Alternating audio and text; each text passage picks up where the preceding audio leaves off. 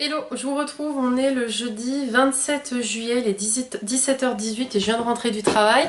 Je reviens parce que j'ai enfin fini mes deux lectures en cours, à savoir ma lecture papier et ma lecture audio. Ma lecture papier, c'était Glint, le tome 2 de la saga d'Oren chez Hugo dans leur collection Romantasy de Raven Kennedy. J'avais commencé cette lecture dans le précédent vlog, mais franchement, j'avais pas eu le temps de le finir. Je l'ai enfin terminé cette semaine. Alors pour vous résumer le premier tome, si jamais vous n'avez pas vu le vlog précédent ou si vous ne connaissez pas la saga d'Oren, donc le premier tome s'appelle Guild. Vous aurez ma chronique en barre d'infos. En fait, on suit Oren qui est une jeune femme complètement en or. Elle a une particularité en plus que je ne vous dis pas, vous découvrirez avec la saga. Mais du coup, elle est toute faite d'or, ses cheveux sont en or, sa peau est or, ses yeux sont de couleur or, etc. Et elle vit dans une magnifique cage dorée dans un château où vit le roi Midas. C'est le roi Midas qui l'a mis dans cette cage pour la protéger. En fait, ils se sont rencontrés, elle était plus jeune, Oren, et du coup elle a peur de l'extérieur. Donc Midas a décidé de la mettre dans une cage qui est assez large puisqu'en fait elle peut se balader dans tout le château, mais c'est juste qu'elle est tout le temps dans une cage. Seul Midas a la clé de cette cage, donc personne ne peut l'approcher, personne n'a le droit de la toucher, c'est sa favorite.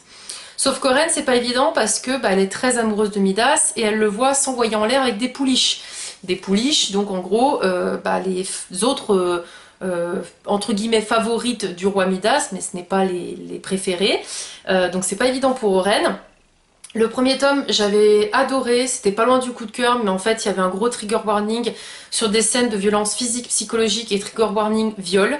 C'est ce qui a fait que ça a fait perdre une étoile parce qu'honnêtement, elle était pas obligée d'aller dans le détail comme ça de ces scènes. Moi ça m'a mis très mal à l'aise, j'étais vraiment pas bien quand je lisais ça. Donc c'est vraiment dommage, c'est ce qui a fait que le premier tome du coup n'a pas été un coup de cœur. Mais par contre il y avait énormément d'action. En fait Oren elle désire quelque part un peu sa liberté et quand elle va commencer un peu à y goûter, elle va se rendre compte qu'elle va vite regretter sa cage dorée. Je m'arrête là au niveau du speech. Ce second tome est un second tome, franchement il était long, il se passe rien à part les 50 dernières pages où là vraiment ça accélère, où il y a deux sacrées révélations. Honnêtement j'en ai eu deux où j'étais sur les fesses, voire trois même, mais par contre tout le long du roman on est à un même endroit et on suit Oren qui se pose des questions, qui essaie d'être bien vu, qui se pose des questions sur ses sentiments avec Midas, qui commence à se demander est-ce que c'est de l'amour ou pas, leur relation, etc.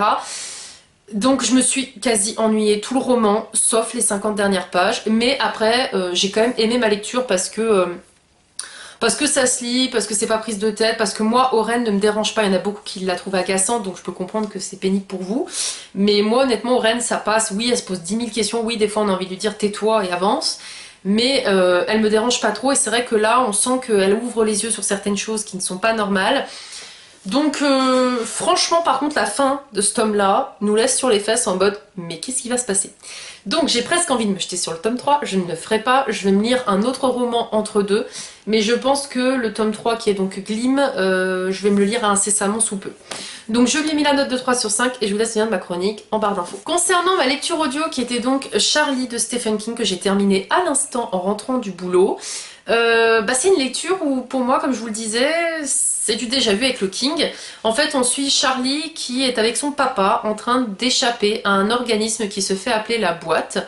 Le papa de Charlie en fait a un passé avec cette entreprise secrète et la maman de Charlie également. Donc en fait Charlie n'a plus du tout sa mère, elle n'a plus que son père. Et c'est vrai que ses parents se sont rencontrés par le biais de cet organisme et ils ont donné naissance à Charlie. Le papa de Charlie est un homme qui est capable de contrôler la pensée des gens et de leur faire faire ce qu'il veut. Alors que Charlie, elle a un pouvoir avec le feu. Elle peut faire brûler tout ce qu'elle veut, tout ce que... Voilà, elle a un pouvoir. Donc on découvre comment ils en sont venus à avoir ces pouvoirs-là. Et on les suit en train d'essayer de s'échapper de cette boîte parce que cette boîte en a après eux. Donc c'est vrai que... Pourquoi je dis que ça a déjà vu, c'est que l'Institut est déjà centré sur des personnes qui ont des pouvoirs paranormaux. Dr Sleep l'évoque aussi d'une certaine manière. Donc j'ai l'impression, une fois de plus, de lire une troisième lecture qui parle des mêmes sujets, et j'ai l'impression que Stephen King il a une adoration sur les sujets un peu de télépathe, télékinésie, etc. ou les pouvoirs.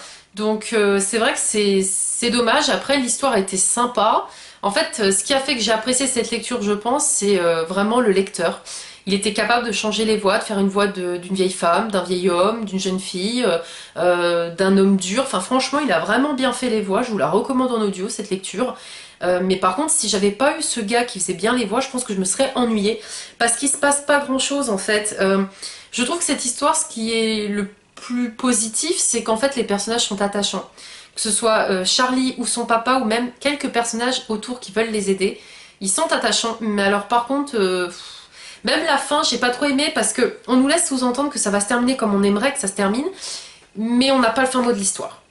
Voilà, on sait pas ce qui va se passer, on sait pas forcément les personnages ce qu'ils vont devenir en fait. Donc c'est juste ça qui est dommage. Après voilà, bon c'était une lecture sympa, mais pour moi c'est pas le meilleur des King. Et honnêtement j'espère vraiment que je ne vais pas retomber sur des lectures qui parlent des mêmes sujets, parce que 3 fois ça commence à bien faire. Donc je lui ai mis la note de 3 sur 5 et je vous laisse le lien de ma chronique en barre d'infos. Je m'arrête là au niveau de cette intro. Je pense que je vais vous faire encore des petits plans de mes journées. Mais ce vlog, dans tous les cas, à mon avis, sera très court parce que je ne vous parlerai pas de ma prochaine lecture papier, parce que ça va faire partie d'une vidéo top ou flop que je vous ai fait voter sur YouTube et sur Instagram. Et je vais aussi commencer une nouvelle lecture audio, mais je ne sais pas encore ce que c'est, et la lecture audio fera partie d'un prochain vlog suivi lecture. Donc c'est pour ça, je reviendrai peut-être juste vous faire un petit coucou pour clôturer ce vlog, je verrai bien. Et je vous dis à plus tard.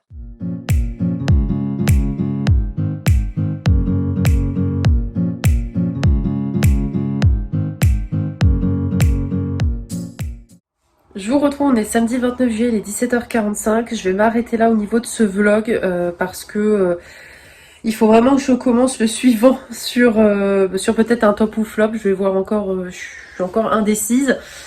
Mais je viens clôturer celui-ci. Alors je suis désolée, il aura été plus court que les précédents. Mais du coup c'en était un où je clôturais 2 lectures. Donc voilà, il y aura des fois des vidéos, elles seront plus courtes que d'autres. C'est vrai que moi en général j'aime bien vous en faire quand même qui durent au moins 30 minutes. Mais là, je n'ai pas envie de faire doublon avec celle qui va arriver par la suite. Donc je vais m'arrêter là.